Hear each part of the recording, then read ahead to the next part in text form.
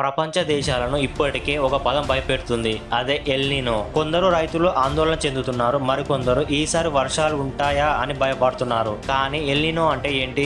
ఈ ఎల్నినో వల్ల భారత ఋతుపవనాలపై ఎలాంటి ప్రభావం పడుతుంది? మన దేశంలో తీవ్రమైన కరువు రాబోతుందా? ఎక్కడో వేల కిలోమీటర్ల దూరంలో ఉన్న పసిఫిక్ మహాసముద్రంలో జరిగే ఒక్క మార్పు మన దేశంలో ఉన్న రైతుల పంటల మీద ఎలా ప్రభావం పడబోతుంది? మన ఇంటి ఖర్చులను కూడా ఇది ఎలా ప్రభావితం చేస్తుంది? ఈ వీడియోలో పూర్తిగా తెలుసుకుందాం. స్కిప్ చేయకండి, ఎండ్ వరకు చూడండి.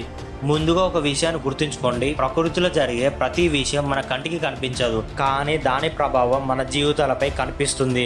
ఎల్నినో కూడా అలాంటిదే. అసలు ఎల్నినో అంటే ఏంటంటే, చాలా మంది ఇది వాతావరణంలో వచ్చే ఒక చిన్న మార్పు అనుకుంటారు, కానీ ఇది అంతకంటే చాలా పెద్దది. పసిఫిక్ మహాసముద్రంలో ఉపరితల ఉష్ణోగ్రత సీ టెంపరేచర్ విపరీతంగా పెరగడాన్ని ఎల్నినో అంటారు. వినడానికి చిన్న విషయంలో అనిపించవచ్చు, కానీ ఈ చిన్న మార్పే ప్రపంచ వాతావరణాన్ని పూర్తిగా మార్చేస్తుంది. కొన్ని దేశాలలో భారీగా వర్షాలు పడతాయి, మరికొన్ని దేశాలలో తీవ్రమైన కరువు వస్తుంది.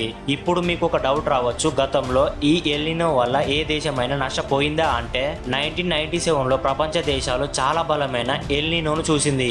ఇండోనేషియాలో తీవ్రమైన కరువు ఏర్పడింది, అడవులు భారీగా కాలిపోయాయి, పెరులో వరదలు వచ్చాయి, వేలాది కుటుంబాలు నష్టపోయాయి. ప్రపంచ ఆర్థిక వ్యవస్థపై కూడా దీని ప్రభావం కనిపించింది. 2015లో కూడా ఎల్నినో వచ్చింది. చాలా మంది ప్రజలకు తినడానికి ఆహారం కూడా లభించలేదు, చాలా మంది ప్రజలు ఇబ్బంది కూడా పడ్డారు. అందుకే ఎల్నినో అనేది ఒక చిన్న పదమే కాదు, ఇది ప్రపంచ ఆర్థిక వ్యవస్థను మరియు వాతావరణాన్ని కూడా నష్టం చేయగలదు. ఇప్పుడు అసలైన ప్రశ్న ఏంటంటే, దీని ప్రభావం భారత్ పై ఎలా ఉంటుంది అంటే, మన దేశంలో వ్యవసాయం ఎక్కువగా మాన్సూన్ వర్షాలపై ఆధారపడి ఉంటుంది. ప్రతి సంవత్సరం రైతులు ఆకాశం వైపు చూస్తూ వర్షాల కోసం ఎదురు చూస్తారు. వర్షాలు సమయానికి వస్తే పంటలు బాగా పండుతాయి, వర్షాలు తగ్గితే రైతులకు సమస్యలు మొదలవుతాయి.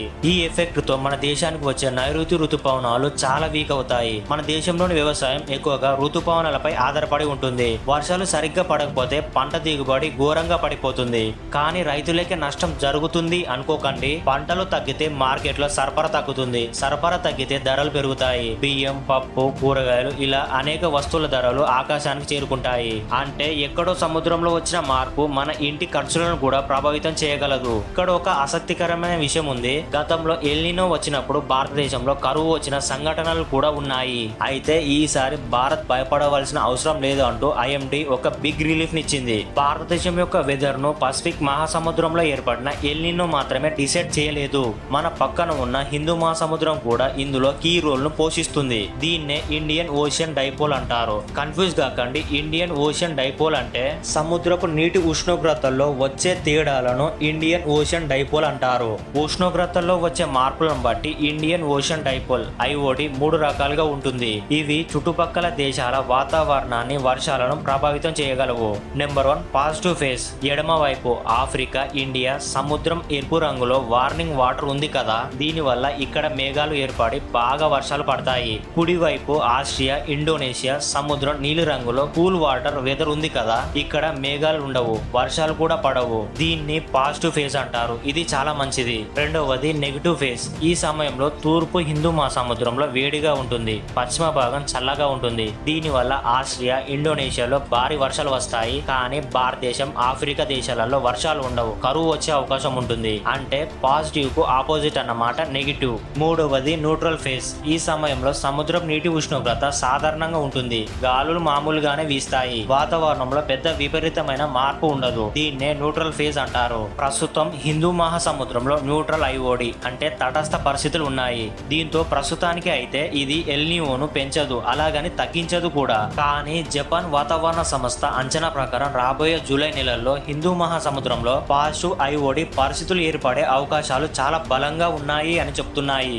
ఇది మన దేశానికి పెద్ద వరం అని చెప్పవచ్చు, ఎందుకంటే పాజిటివ్ ఐఓడి ఏర్పడినప్పుడు ఇది ఎల్నినోను అడ్డుకుంటుంది. అంటే పసిఫిక్ మహాసముద్రం నుంచి వచ్చే సూపర్ ఎల్నినో వేడిని హిందూ మహాసముద్రం నుంచి వచ్చే పాజిటివ్ ఐఓడి కొంతవరకు బ్యాలెన్స్ చేస్తుంది.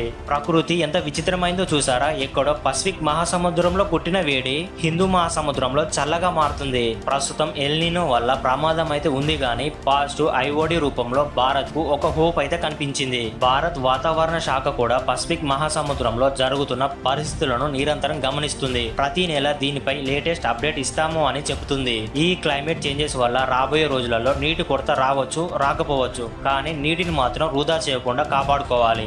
అలాగే మీ ఊర్లో వాతావరణం ఎలా ఉంది, వర్షాలు పడుతున్నాయా, కామెంట్ చేయండి.